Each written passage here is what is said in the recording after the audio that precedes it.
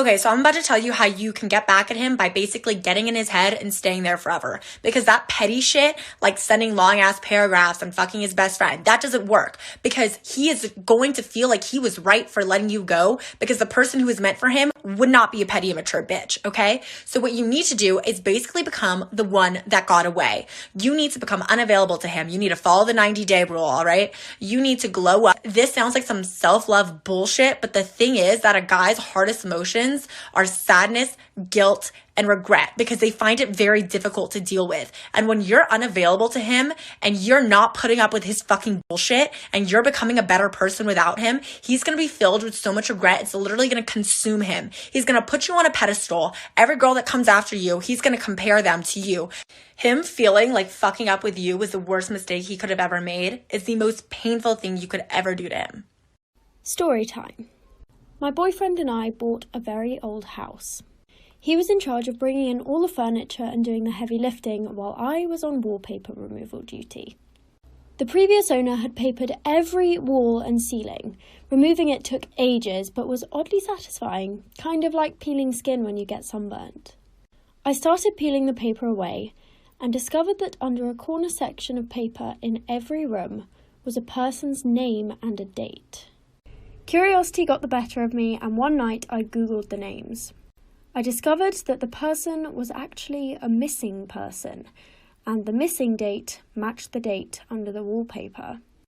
We immediately notified the police and they sent out a crime scene team.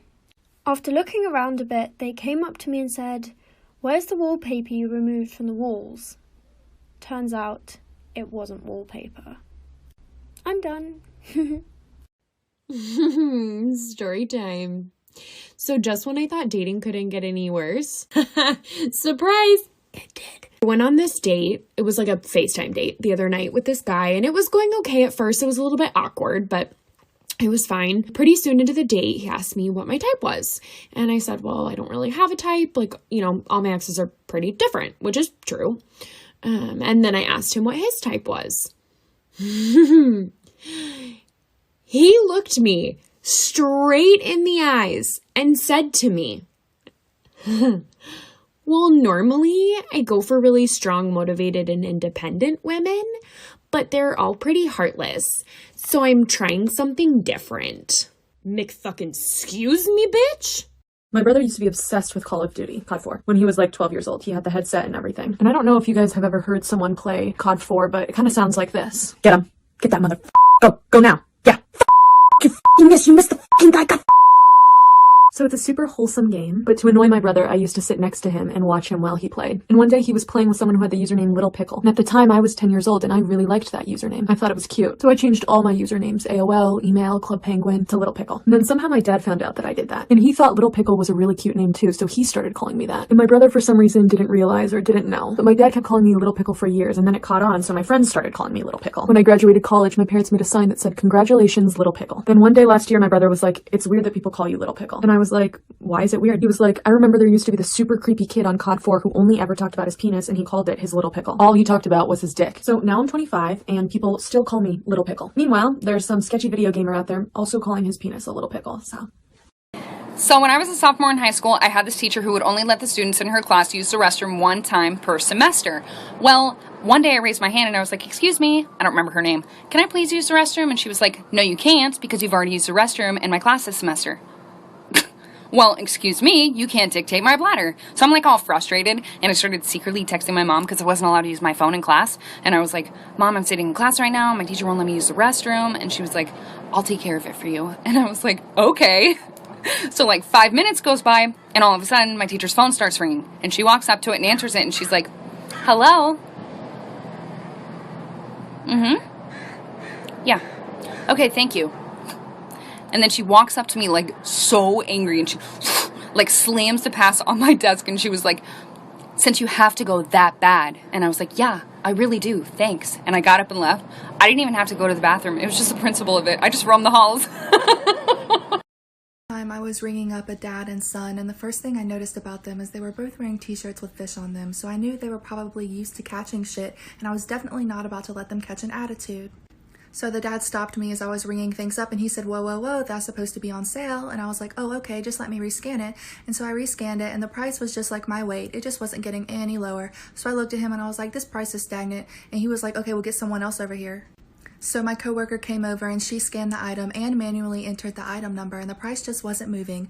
And then the dad decided to elbow the son and go, haha, how many women does it take to scan an item? And then he elbowed him again and decided to repeat the joke. And I was just sitting there like, dang, you about to bruise his ribs. So then the dad took us to where he saw the sale sign and lo and behold, there was a sale sign, but it was for a completely different product. So I looked at him and I said, see, this sign is actually for a different product as you can see printed on here. And then I elbowed my coworker and said, haha, how many men does it take to read a sign?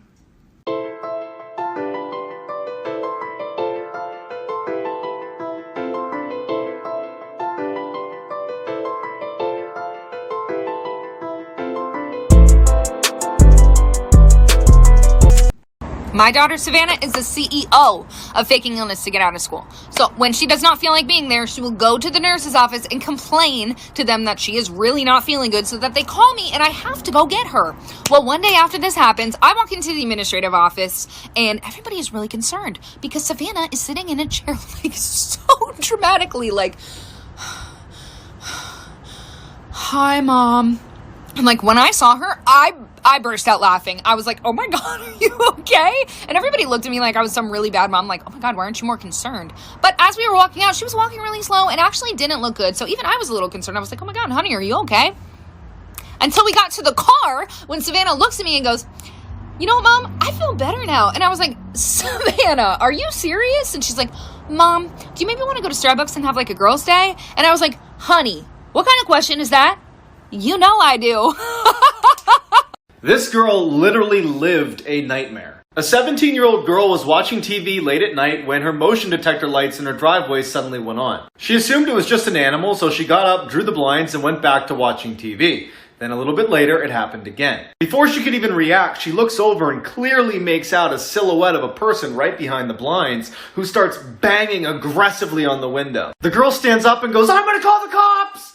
And the figure stops for just a second, sprints to the side door and starts pounding even louder on that, screaming incoherently. The girl runs to the bathroom, barricades herself inside while she waits for the police, and then her worst nightmares come true. She hears glass shatter in the other room. After a few minutes of silence, she opens her door just a crack to get a peek outside, and standing in her living room next to a broken window is some crazy old woman who looks over at her and starts sprinting toward her. The lady comes smashing into the door and starts wailing on it until the police arrive and take her away. She was a lunatic who had escaped her facility.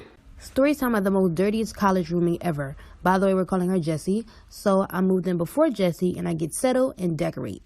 The next day, she comes and throws her bag on the bed, then leaves. I thought it was weird because she didn't even say anything to me. Couple hours later, she comes back and I'm like, hello? And she's like, my bad, and comes give me a hug. She smelled very bad. She starts unpacking all of her clothes and blankets, but they smelled like mildew. Anyways, a week later, there's this party going on for freshmen, and she goes, but I stay in because I had a migraine. I told her that when she comes back, can she keep the light off? Now it's 2 a.m., and she comes back in very loud, uses the bathroom, then goes to sleep. And now I'm up, so I got up to use the bathroom too. When I sit down on the toilet, I feel something very squishy. It was dark because, like I said, I had a migraine. I get up, turn the light on, and I was sitting in her shit.